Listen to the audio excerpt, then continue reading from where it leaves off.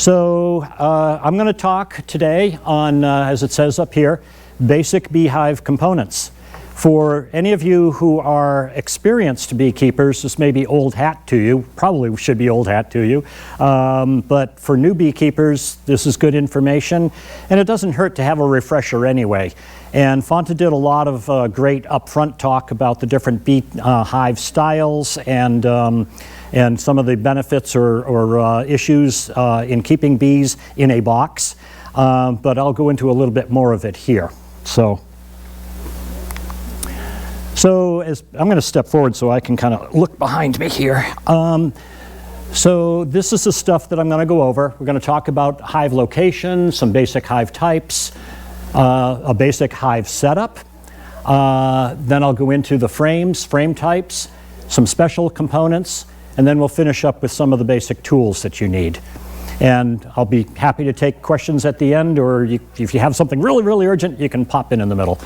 I took that last year. That was on a poppy in my yard, and it's really hard to photograph bees. I mean, they don't stop. They're just moving all the time. It's like, come on, stop. Anyway, but you take a lot of pictures, and sooner or later you get one that's sitting still for a minute or two. Okay, so let's talk about location for a minute, because that's usually one of the first questions that beginners ask is, where am I going to put this thing, okay? And so much of it depends on, obviously, your yard, what kind of yard you have, or maybe you are in a building and beehives are actually been put up on rooftops. Even in the city, there's many beehives on rooftops.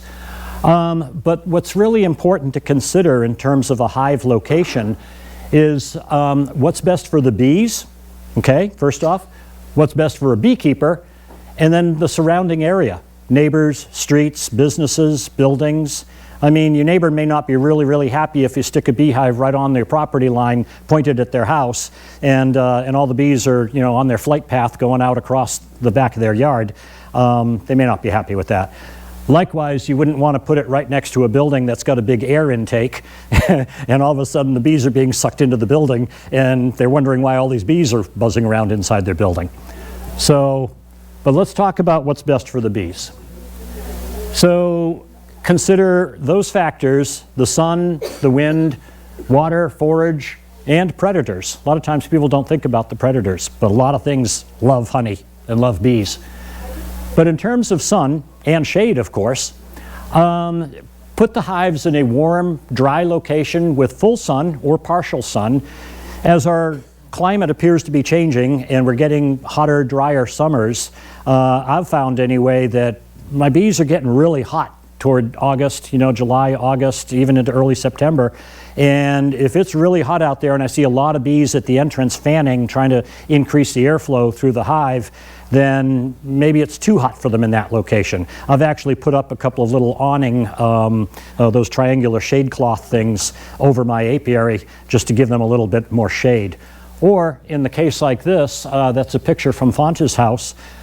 She had them up against a north-facing tree line, but it would get some shade during the day and provide them with that.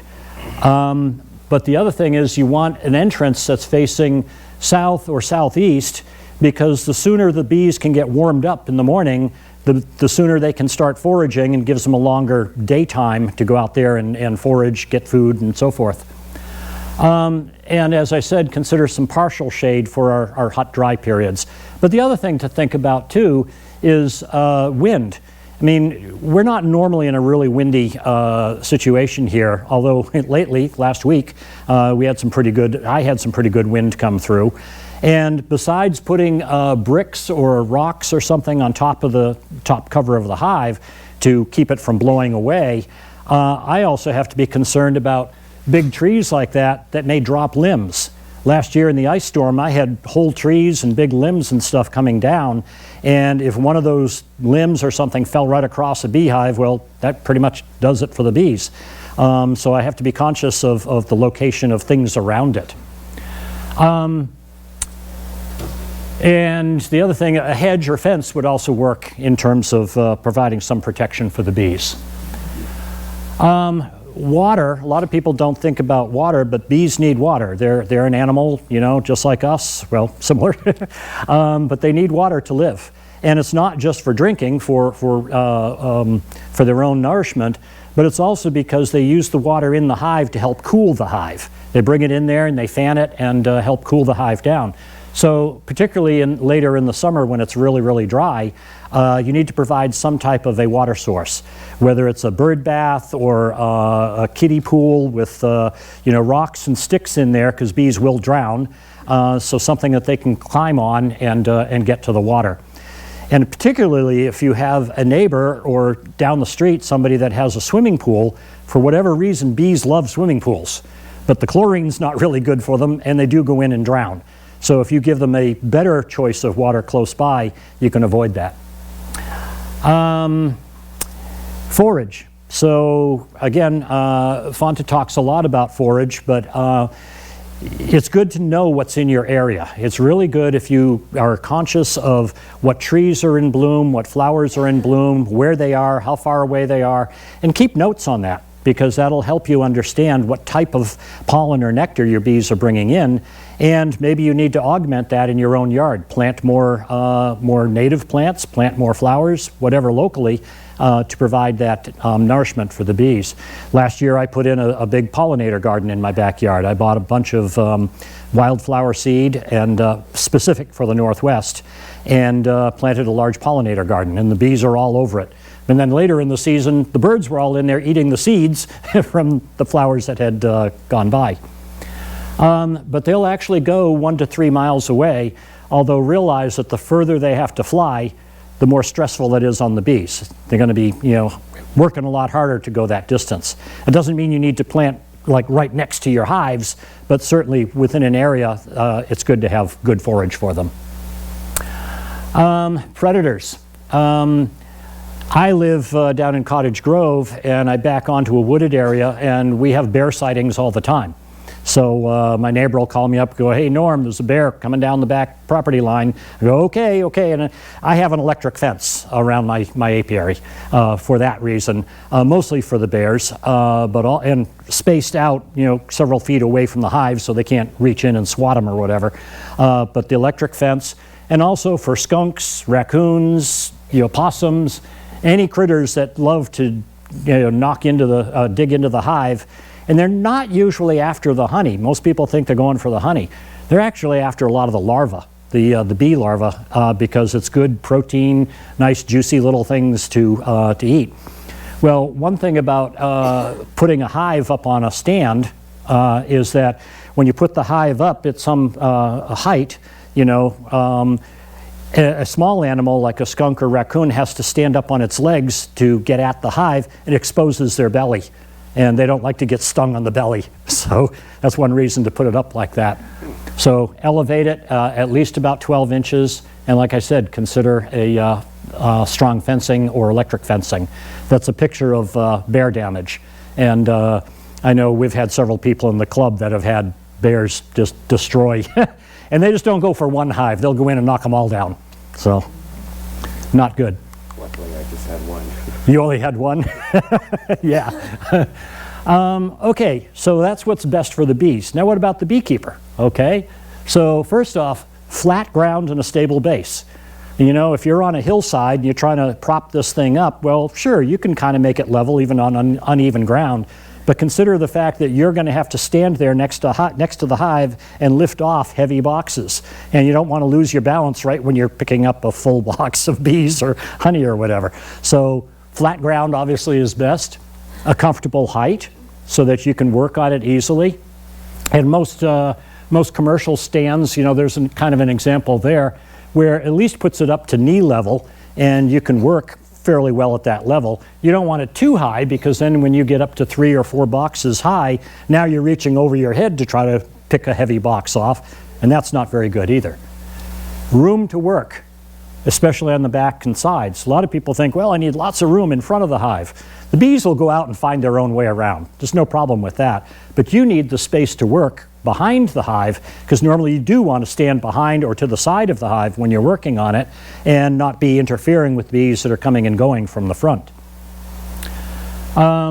What's really nice is to have a work surface at the apiary. I've got an old wooden table somebody built years and years ago, but it's made out of 2x6s and stuff. It's nice and heavy, but it gives me a good work surface that I can set boxes on. I can put my smoker on there, lots of stuff. So it's good to have a work surface close by.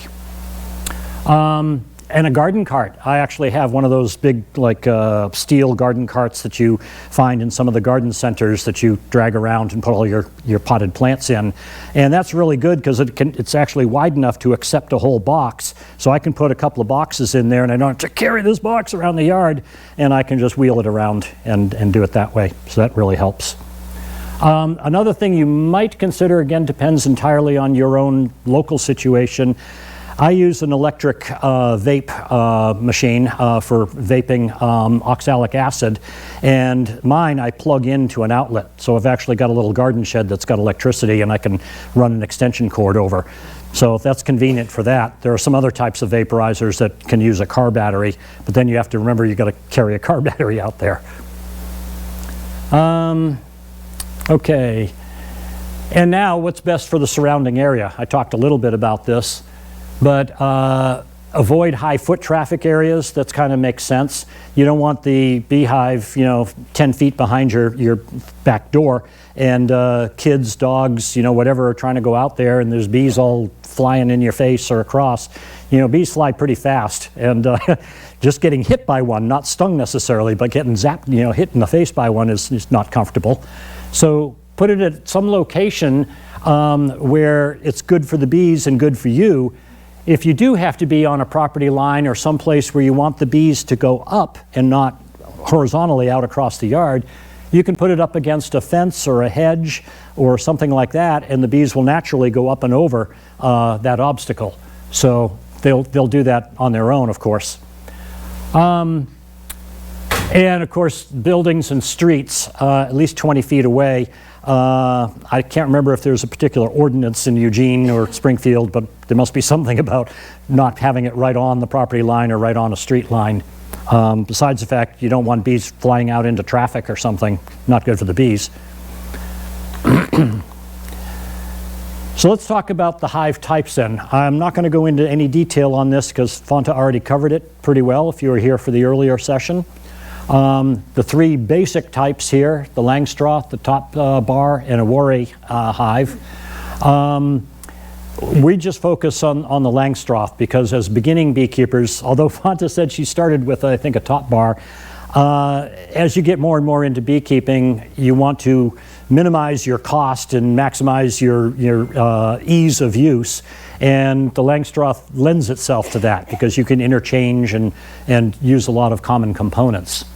So when I say think about your style, your preference, and your goals, what is it do you want to do with beekeeping? I mean, if you're just there to have bees and look at them and they're pretty and stuff, you can go with a Worry, you can go with a top bar, certainly. But if you're going to be harvesting honey, if you're going to be propagating more hives in the future, then it's probably better to go with something like a Langstroth where commonality of equipment becomes important. So let's talk about the Langstroth then. And again, Fanta talked about this a bit earlier. I've got a very simplified diagram here that shows all the basic pieces of a Langstroth. I've got two example hives up here at the front, and you're certainly welcome to come up later and dig into them. I'll use them as somewhat of an example for now. But the most common style, the Langstroth, respects the 3/8 inch bee space. And if you're not familiar with that, it's the amount of space that's really critical for bees, because anything larger than that typically, and the bees will want to fill it with burr comb. That's just excess comb that they put willy-nilly in the hive. They fill up any open space in the hive with additional comb. And I've been into a hive before that hadn't been touched in several months, and it's a mess. There was comb everywhere, and you have to cut through it, and you may damage a lot of bees in the process. So keeping it at 3/8 of an inch or less is good because the bees are comfortable with that. They don't build additional comb, and it works. Once you get down to like a 1/4 inch or less, then bees will start filling that with propolis. They glue up any little open gaps. I'm sure you've seen that if you've been beekeeping. And that's when they fill tiny spaces. Anyway, the Langstroth respects that because the spacing between the boxes, the spacing between the frames is all oriented around that 3/8 inch bee space. The individual pieces all work together, whether you're using a deep brood box like is shown there or honey supers. The dimensions are all standardized so that one box, of course, fits on top of another. Same thing with the frames, although we'll get into more of that a little bit later. It's easy to expand because you can add more boxes to the top, which typically you have to do as the brood increases and or they start making a lot more honey and you're going to go to your honey supers. And then the other advantage of a Langstroth is it's easier to handle weight-wise when you separate them. So you don't have to lift an entire hive, of course. I mean, some commercial beekeepers do, of course, but they go in with forklifts and all sorts of stuff on pallets. But for backyard beekeepers, for hobbyists, I'm not even going to try to lift an entire full hive. You can break it down and lift individual boxes. So let's talk about each one of those in turn. So if you see over here, from the stand to a bottom board to a brood box, whether or not you use a queen excluder, you don't have to, and then your honey supers, an inner cover and an outer cover. But we'll talk to each of those. But first, how about a hive stand? So although it's not technically a part of the Langstroth hive, as I just said a few minutes ago, it's really useful to have a good solid stand, something that elevates the hive up a little bit. And there's any number of different ways you can do it. I've shown several either homemade or commercial, like the plastic one up there, or just cinder blocks, but again, you want to make sure they're stable. But you can have cinder blocks and you can have 4x4s going across if you're going to have multiple hives in a row. So there's many ways to provide a firm foundation. Again, consider the stability, the working space, longevity, how long is your stand going to last, and then the weight. So particularly if you're going to have like this one right here, or any of these that you may have several hives in a row, you're talking a couple of 100 pounds at least per hive, 2 or 3 of these together, and you're quickly approaching 800, 1,000 pounds. So that's a lot of weight. So you're not going to have a stand that's made out of 1x2s or something. You're going to have to have 2x6s or 4x4s, something hefty to take that weight. And then finally, it has to be level. Again, if you're on a hillside, you go, well, it's tilted a little bit, but that's okay. Not really, because the bees obey the laws of gravity, and they build their comb according to gravity. So the comb will go straight down. And if the hive is tilted, the comb will be tilted. And they'll mush a bunch of frames together or whatever. So it's best to have the hive level to begin with. As well as the fact that once you've got a stack of 3, 4, 5 boxes, if it's tilted at all, you don't want that falling over. I've had one hive tip over, but it was a nuke that I had, and we got a big wind and the whole thing went over. But do you ever keep a positive, like a slight tilt toward the door? So yes. So the question was, do you put a slight tilt toward the door? Particularly if you have a solid bottom board, it's good because you don't want water accumulating inside. You don't want the bees doing the breaststroke or whatever to get into the hive. So yeah, a little slight tilt. We're only talking like a couple of degrees, something to allow the water to drain out. I'd want to keep it level side to side, but yes, a little bit of tilt to the front is fine. Okay. So let's talk then about bottom boards. Basically 2 types on a Langstroth. Whoops, wrong one. The solid bottom board that looks like this is, as the name implies, it's just a solid plank of wood. Well, several pieces of wood, but one solid board.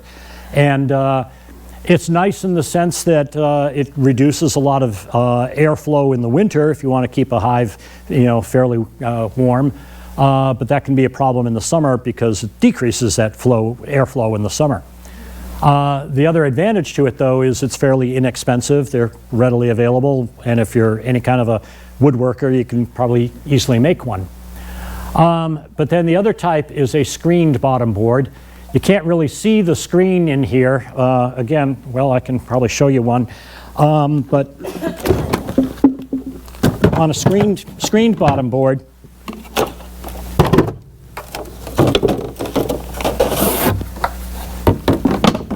for those of you that haven't seen it, it's open. So it's just a screen, okay? It's very similar to the solid bottom board, but has the screen. And on this one, I make these, and I've done like 1/8" hardware cloth, because I don't want all the bees trying to come up from underneath or going out through the bottom of the board.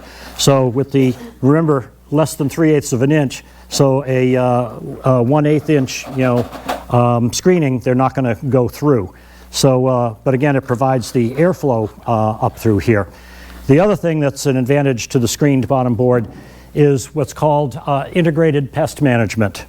So this IPM is integrated pest management, which means that you've integrated into the design of the board being able to manage the pests, in this case varroa mites, because when you take another board that inserts, and again, this is one that I've made, so it's a little bit different, but that can go in, and when the mites fall off the bees, the mites will fall onto this bottom board, and they can't get back up onto the bees. Any live mites cannot crawl back up onto the bees. Whereas with the solid board up there, if the mites fall off the bees higher up in the hive, they fall onto that board, and guess what? The bees come walking in the front, the mites climb back up on the bee and go, yay, we're back on the bee again, okay? So that's what they mean by integrated pest management. The other part of it is that you can use what's called a sticky board, and you actually put a little piece of board, well, a board in there that fills that whole area, and I spray it with some PAM,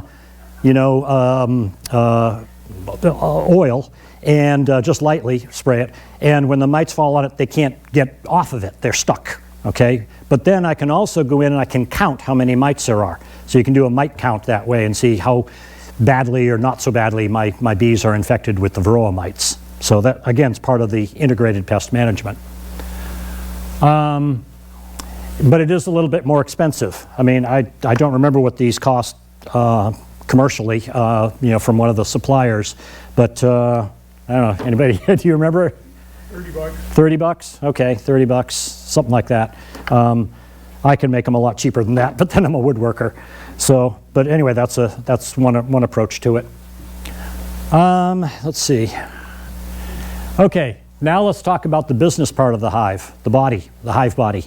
Okay, well, there seems to be a dizzying array of choices. Okay, you have, whoops, sorry, wrong one. You have different heights, like a deep, medium, a shallow.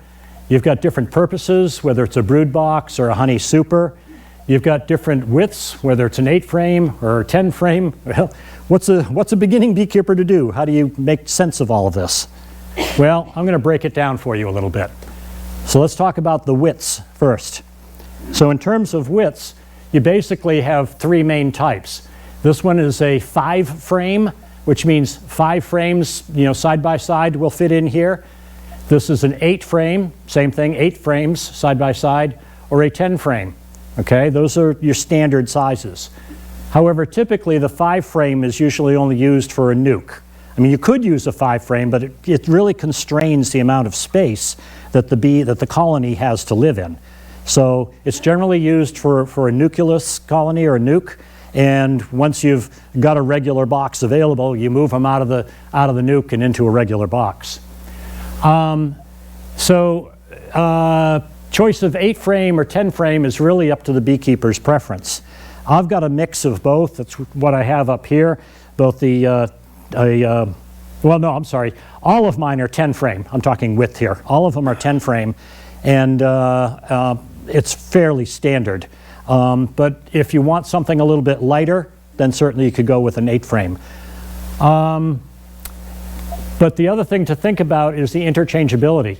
You can't use different widths on the same hive. Obviously, like shown here, what do you fill this opening with? Same thing here, what do you fill this opening with? So you can't put an 8-frame box on top of a 10-frame and expect it to work. If you're going to do 8-frame, they all have to be 8-frame, or vice versa with 10-frame.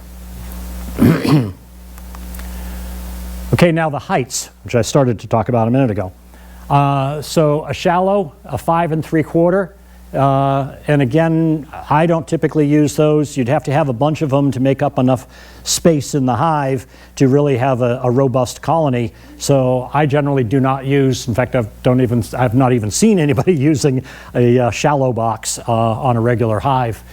The medium or western box, 6 5/8 inch high, is that one. And then the deep or brood box is 9 5/8 inch high. Again, I've got a mixture of mediums and deeps. Personally, I'm probably going to switch over to going to all mediums. And the only reason is because when you have a deep, particularly if it's full of brood or especially full of honey, you're talking 90 to 100 pounds. If you're trying to lift that off the hive, that's a lot to lift if you're working alone. And I don't want to blow out my back or something trying to lift something like that. So I'm going to probably switch over to all mediums. You can do a mixture of deeps and mediums, and many people do, but now you've got a little bit of an interchangeability issue, and I'll get into that in a minute. That's what I said here, can use different heights on the same hive. The frames are not interchangeable. So obviously if you've got a deep hive, you're going to have deep frames. And the deep frames are, they fill up pretty much the whole box. And the same thing with the mediums. Well, you can't put mediums into a deep, or guess what?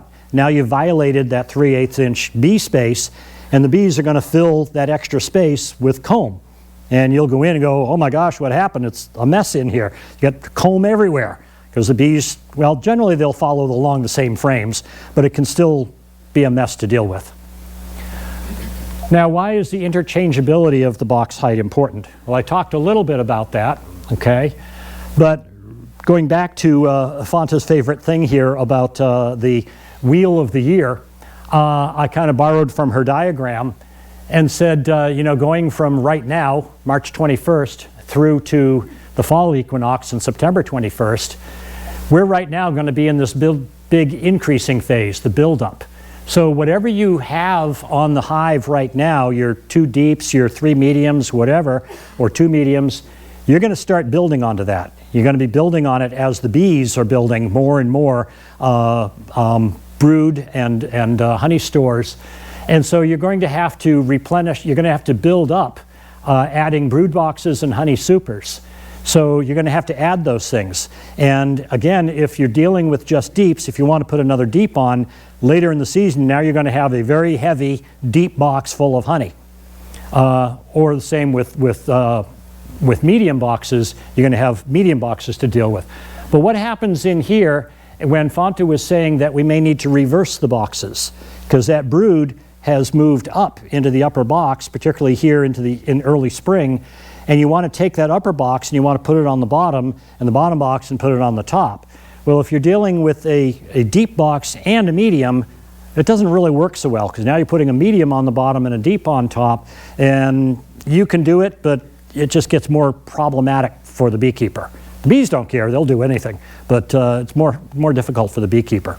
So that's why, personally, I'd rather go with all of one type, particularly in a hive. I'd stick with all deeps on a hive or all mediums on a hive, unless you're only dealing with the honey supers later in the season, which is when you can put the medium boxes on top for the honey. And then again, later in the season, the colony consolidates in the bottom box and backfills the brood nest. Again, that's when you're juggling boxes around. So my point here is that the hive configuration will change throughout the season, and you have to be thinking about that early on. Yes, ma'am? Can I ask more specifically, what would be the problem with reversing by taking that medium and putting it on the bottom and then the deep on top of that? Well, what's going to happen, okay, so Fanta showed that egg picture, okay? So now you're going to have an egg split between these 2 boxes, okay? And when the bees try to go down, well, when they do go down later in the season, now you're going to have that split between the medium. You can't take the frames from the bottom box and move it up. You can't take the frames from the upper one and move them down. They're just not compatible. So that's the main issue. So you could... You can do it, yes. I mean, you can put the medium on the bottom, but I find, and again, Fanta mentioned about balancing, okay, when you're trying to balance like early in the season now, and you want to take frames from one hive and move it to another, and now again, now you're dealing with deep frames over here and shallow frames or medium frames over here, and you're trying to mix them, and it's like, oh wait, no, I can't do that because I can't put this one over here and I can't put that one over here. It's just, that's the problems it causes. And if you're only dealing with one hive, you can kind of do whatever you want, I guess, but that's the issue that I see with that anyway. Okay, so now we talk about the purposes, and we've already addressed this to a fair extent, but the brood chamber, of course, is where, you know, most of the action is. That's where the queen is laying, the nurse bees are all, you know, taking care of the babies, and pollen and nectar is stored close by on the periphery of that brood ball, or egg that Fonda mentioned. So that's what's happening in the brood box.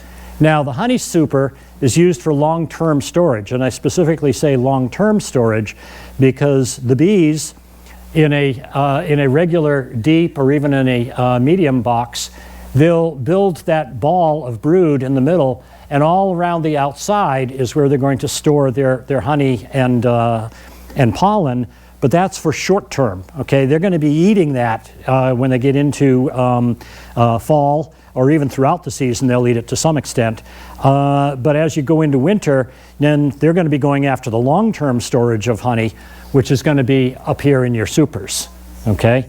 So that's why I say it's for long-term storage. And then some possible other uses of the hive components would be for a feeding box. So a lot of times what I mean by that is that I will take a medium box like this, and I'll put it on top of my hive, and I'll put jars of sugar syrup inside over the opening on top of the inner cover, over the opening, so the bees can come up and they can get the sugar water through there. And the box simply provides an enclosure that provides protection. And all I have to do is lift the top, and I can take the sugar jar out and put a new one in, and it's fairly easy. Yes, sir. When the queen is building brood, we want to keep her out of the supers, but as the season progresses, do we want to pull that queen excluder out so that the workers have more access to? Definitely, if you're not, so the main reason for using the queen excluder is if you're going to be taking off those honey supers, okay, in beginning of August or thereabouts. So you're removing those supers, so the queen would not be going up into there anyway, okay? But yes, if you're going to be leaving those supers on for food throughout the season, certainly I would take the queen excluder off. Okay? Anyway, so the feeding box is one other possible use for these boxes.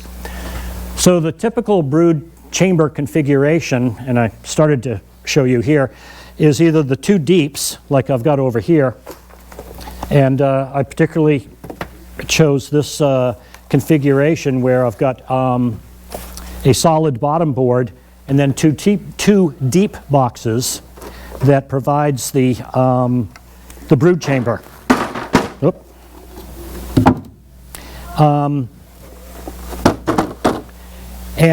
So with the two deep configuration like I've got over here, and I know everybody can't see it that well, you can come up. It's a very typical configuration, and that is very sufficient to go through the winter with, okay? Because if they have, particularly if there's mostly honey in that upper box, then there's enough to get them through the winter.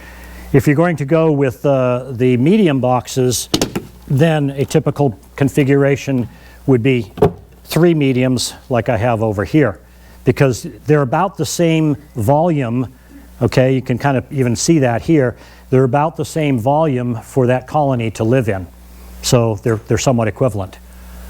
Okay. Now the typical honey super, which is going back to your question, is where you, whoops, sorry, I'm on again, where you add honey supers. Here it shows a queen excluder in the middle because you're trying to harvest the honey. This goes back to the purpose of why are you keeping bees. So if you're trying to collect a bunch of honey and you don't want brood being laid up in here, then you can put the queen excluder in, which is simply, I don't have one here with me, I should have brought one, that has small enough openings that the worker bees can get through, but the queen cannot. So she cannot move up into those honey boxes, but the worker bees can. And that's why I said 1, 2, or 3 medium boxes above the brood, okay, which is when you put these above your brood chamber. Normally, or most often, the queen won't go up in there. There's a honey barrier that the queen typically won't cross. She'll stay down in the brood area, but the workers and everything, they will gradually move that brood area up, as we said earlier.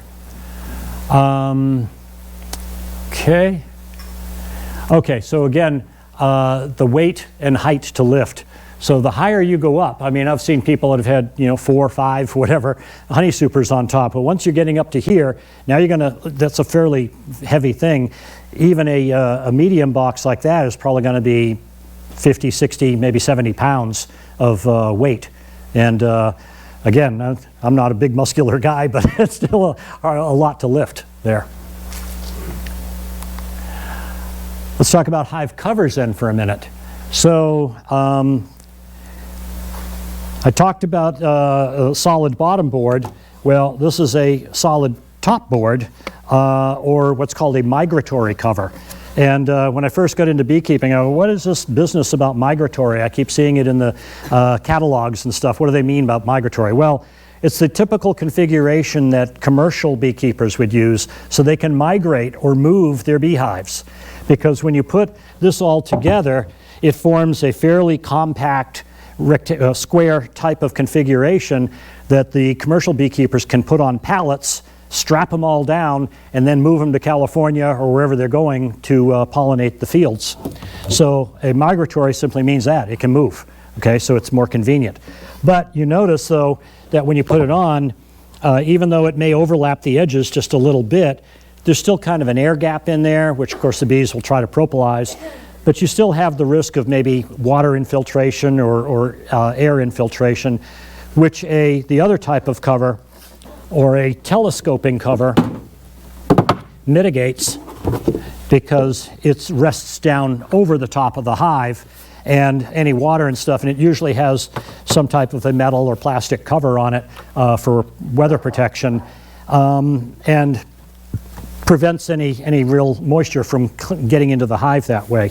So that's of course called a telescoping cover because it fits right down over the hive.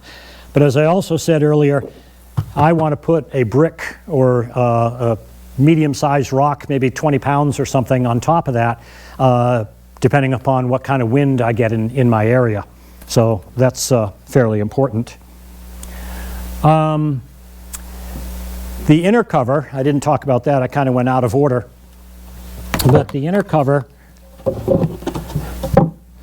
is just a cover like this, okay, that has a hole in the middle to provide some ventilation, so it does help control airflow in the hive. It also provides some moisture control in the hive.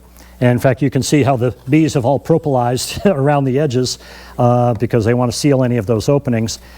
But what a lot of beekeepers may not, beginning beekeepers may not realize is most of these inner covers that are commercially made anyway have a shallow side and a deep side. So the deep side, this is actually a little bit deeper, okay? And that's often used in the wintertime to give the bees a little more airspace above them. But you'd want to flip that over in the summer because you don't want them, like they started to here, building Burcomb on the inside of the cover. Again, any larger space, they're going to start filling with Burcomb. So it's normally a summertime use or a wintertime use. And you can see here where I had a couple of small sticks of wood that I put alongside here, and I put a couple of honey jars on there, syrup jars on there, sugar syrup, to feed my bees. And they'll all come up from underneath. I just use a mason jar with a bunch of little holes punctured in the top and tip it upside down there, and the bees will all nibble at the holes and get all the sugar syrup. So but that's just one method of feeding. And that's very typical of an inner cover. But you see again how everything is all sized the same way. So this, for a 10-frame box, is exactly the same width as the 10-frame brood box under it, and of course the same length. So the pieces are interchangeable. This also, being a 10 frame wide, will also fit just fine on my medium boxes over here because they're the same width. Stay. Okay, talked about telescoping. Oh, and sometimes the top covers can be plastic. There's a number of newer plastic types that are out there. Let's talk about frames then for a minute. So naturally, you'd think that the frame has to match the size of the box. So this is a medium frame, and its height, when you have a box on top of another one, again, the B space in between is maintained. Okay, so there's not extra space underneath. Now this one is a wood frame with a wax foundation. The foundation is the insert inside. It's the base on which the bees will build up their comb. Made of wax or coated in wax? This one is actually made of wax. This one is actually pressed wax, okay? And the type that, this one that I have bought, these have vertical wires in it, and then I've also cross-wired it horizontally, so if I use this for putting in a spinner to spin out the honey, it doesn't blow out the wax frame, okay? So it strengthens that so that it'll hold up. But that's just one type. Another type would be a plastic frame, and I'm sorry, but this one's all covered in comb, but it is all plastic. The frame is plastic, the backboard or foundation on here is plastic, and the bees have all built up the comb on top of that.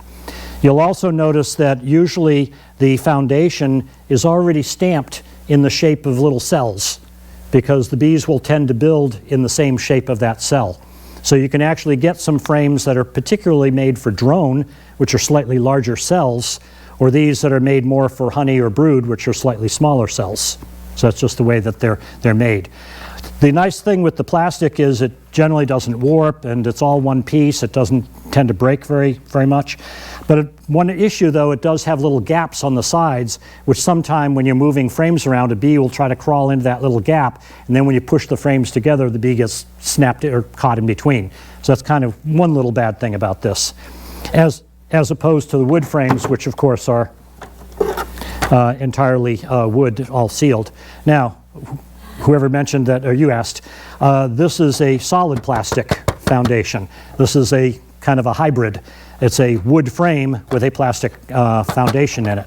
And when you're doing these things, when you're putting them together, you can actually pop the plastic foundation out, okay? So you buy the foundation and you can buy the frames. And you can put them together just by snapping this into place, as you just saw. These are fairly easy. It's a little bit harder with the wax foundation because you have to press it into place, and it's got little hooks. And anyway, it's a little harder, but I think sometimes the bees actually prefer the natural wax. Although, when you buy these, it's best if you coat it additionally in wax. They'll say that it comes single waxed or double waxed if you buy them on Man Lake or some of the other catalogs. But even at that, the bees will build up their comb much faster if there's additional wax on here. And if you've got any spare wax at home, I always keep extra wax for my bees, then you can melt it and just paint it on with a paintbrush or a roller and coat this thing down heavily with wax, and it'll promote the bees building more more comb on there. Yes, ma'am? When it's pre-stamped, yep. And they do the same size, but the drone is a larger, Uh-huh. How do they handle that? They'll make larger cells. Stand on it? Yeah, Okay. yeah. I mean, they're not stuck to this. The bees still do what they need to do. Okay. See, did I talk? Inner cover top. Oh, did I skip? I must have skipped. Gotcha.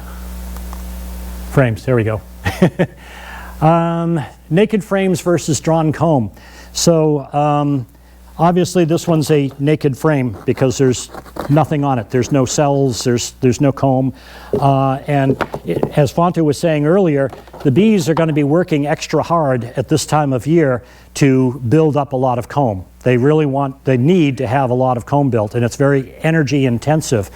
But if you've got old comb at home, or like here's one where I extracted the honey, okay, I spun out all the honey, but all the cells are still there. All the comb is still there. So it's beautiful, and even though it's kind of messed up a little bit from where it got spun out, the bees will love it. They'll get back onto this and they'll build it all up much faster and easier than if you started out with a naked comb.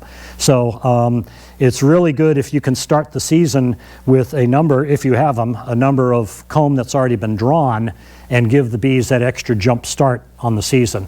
Or do a mixture, some of these with some of the naked, again, to give them more of a jump start.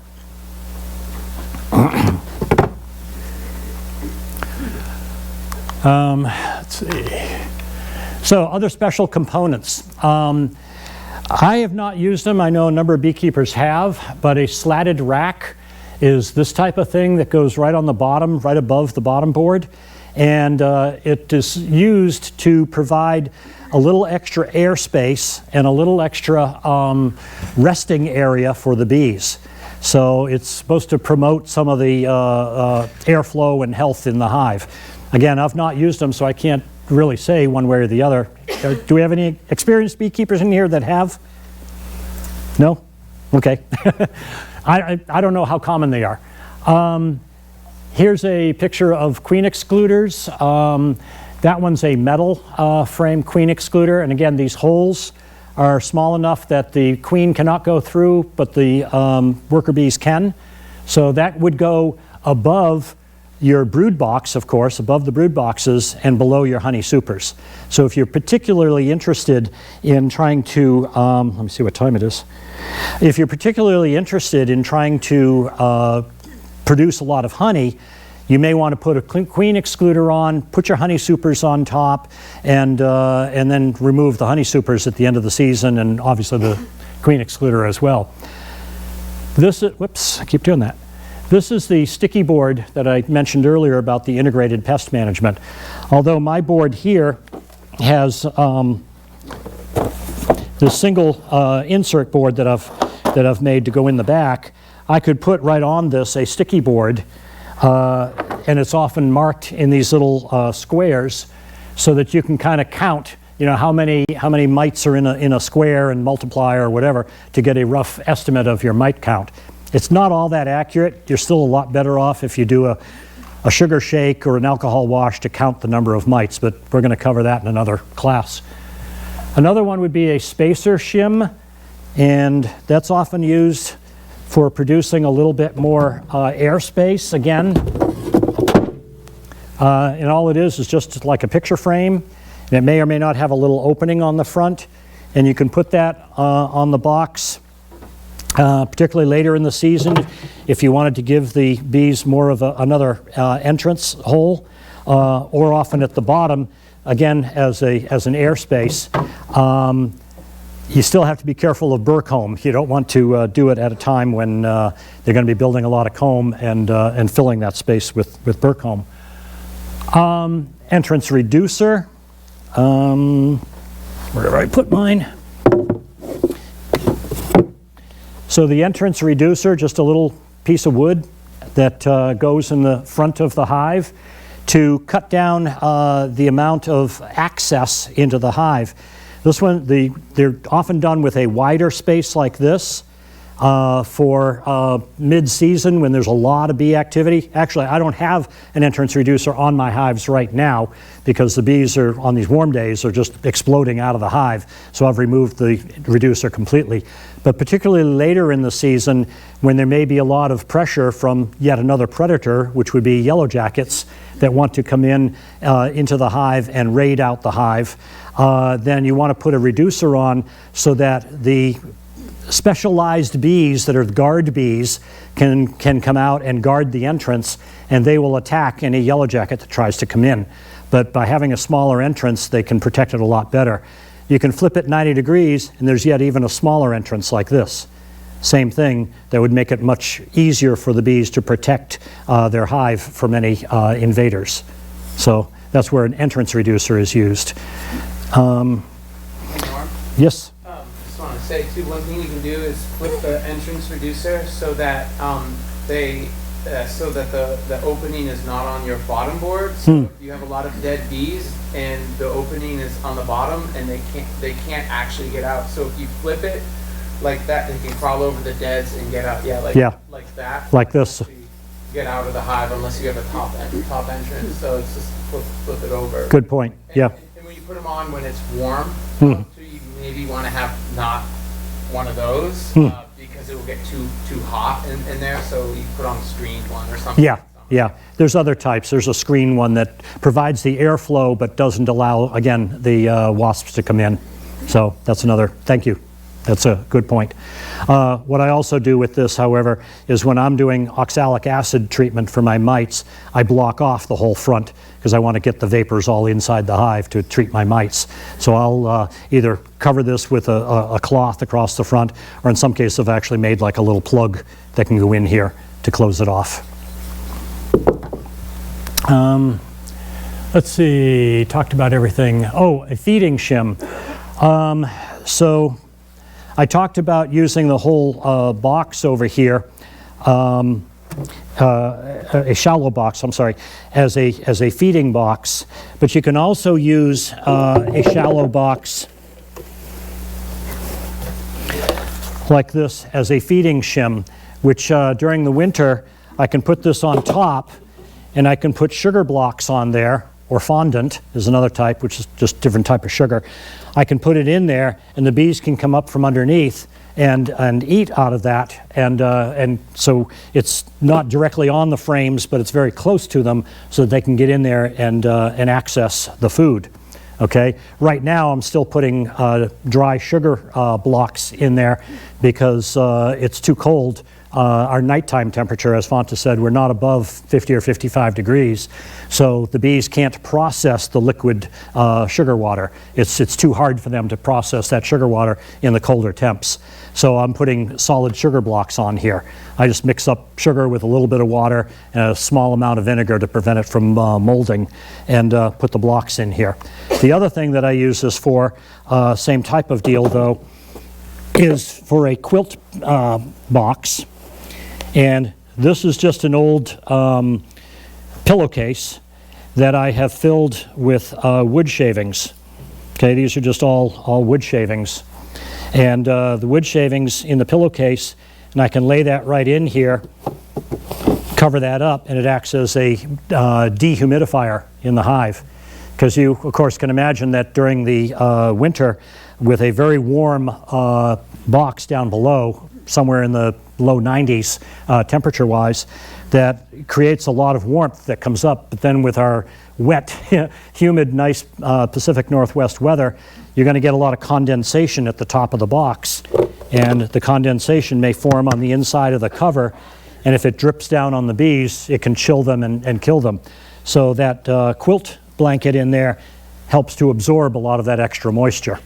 I still have my my quilt pads on there. That's one method of, there are other methods, but that's one method of handling the moisture in a hive during the winter. Do you have to change that medium out Yes. periodically, like weekly? Or? Yep, I actually, I'll pick a warmish day and I can just lift the top, and since it's pretty much covering the whole hive, I'm really not opening up the whole hive, but I'll just reach in and feel it with my hands, and if it feels very, very moist or damp, then yeah, I can pull this out, put a new one in, and we're off and going again. So you just put it aside to dry, Yeah, swap them out. right, swap them out, exactly. So yeah, so that seemed to work pretty well.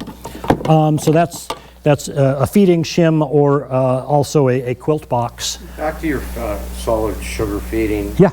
I never heard adding vinegar, and so when you make that, my guess is that you want to make it as dry as possible. Mixture of stuff. But you're making a cake, basically? Yeah, so I take, okay. How much vinegar would you put into this recipe?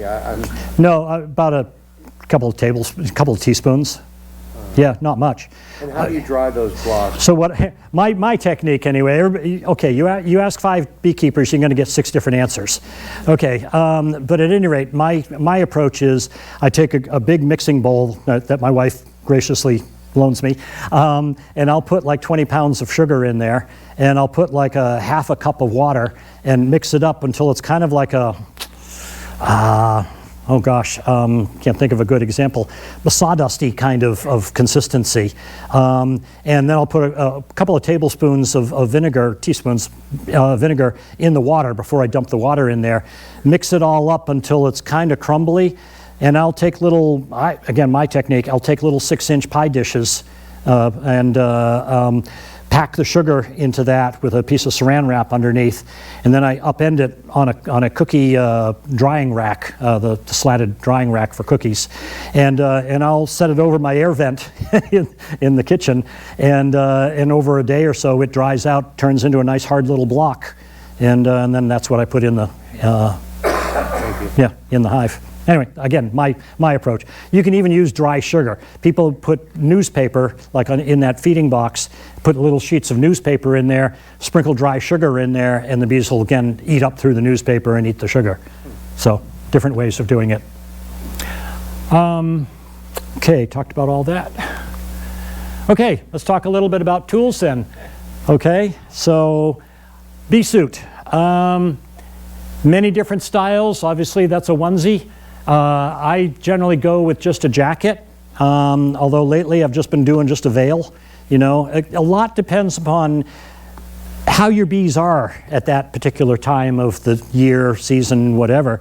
You know, later in the season when you're trying to go in and harvest honey, you may have a lot of bees coming out at you because they're trying to protect that honey, and you're gonna have a whole swarm of bees around your head. In that case, I generally want something a little more protective because otherwise, you know, I have had them come up a shirt sleeve or come up a pant leg or whatever, and all of a sudden, ow, okay, you just got hit. If I do go in with just pants, I'll often take my socks and just pull them up over the pant leg, just so because they will have bees on the ground, and if they just crawl up your up your leg, it's not good. But normally, I will use a jacket. You can go with the full suit, and for gloves, you can get this kind here that'll go all the way up to the elbow, and that's if you're really nervous, you really want full protection. Then yeah, go for the full glove. Usually has a goat skin or kid skin kind of glove that's fairly flexible. Or a lot of people are just using the nitrile types of gloves. By the way, don't use black generally, because if you use black nitrile, for whatever reason, bees are generally attracted to black. So that's probably not the best.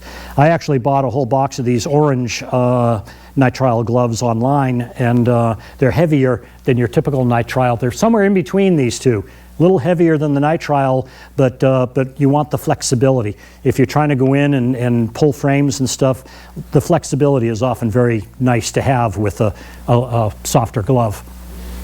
The tools, these are two generally accepted or used types of hive tools. This is the J-hook kind, like this.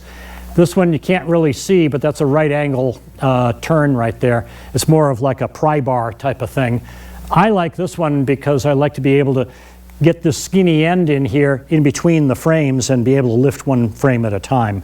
I just find that convenient, but again, it's personal choice, whatever you use and find most comfortable. Yes? Just a question. As you use your tools, they get all the propolis and everything on them. How do you get the propolis off? So how do you get the propolis off is what she's asking. One is I use a putty knife, so I can scrape my tool down with a putty knife and get much of it, but it still is very gooey and sticky. The thing that I've actually found the best is like acetone or like fingernail polish remover. Okay, works really well. And you can buy a big can of it in the hardware store. Jerry sells it, and that washes it really well. Alcohol works somewhat. It's not great. You got to do a lot of scrubbing. Without luck. What's that? I've tried a bunch of different things without any luck. Have you tried acetone? No. Okay, try that. It takes everything. Yeah, acetone. I mean, you want to do it with good ventilation because it's kind of stinky. Yeah, Yes. And probably wear gloves, yeah. Would oiling your tools? That's probably just going to spread it around more. Oh, okay. Yeah. I mean, boiling will certainly take wax off, but it's probably not going to take the propolis off. Okay. Yeah. Like I said, acetone has worked great for me, but in good ventilated area and use gloves and all that. Smoker, okay, standard kind of smoker. I think we're probably going to be talking a lot more about that when we get into more on the swarms and all that kind of stuff. But obviously a smoker is an essential piece of equipment, and there's all sorts of different things like Andre's burlap down here is really good smoker fuel, okay? I also use various plants around my yard. I often will pick a bunch of mint. You know, I've got a bunch of wild mint, and sometimes having some aromatics seems to help a little bit calm the bees down. And you know that the principle behind using a smoker is that you're basically blocking their pheromones. When you go into a hive and the bees set off all these alarm pheromones, and people have commented that it's kind of like a banana smell that may come from the hive. The bees are sending off danger pheromones that excites all the other bees, and particularly the guard bees, and they're all going to come out at you. And it's like, ah! Okay, well the smoke actually confuses them. It confuses their antennae. Yes, ma'am?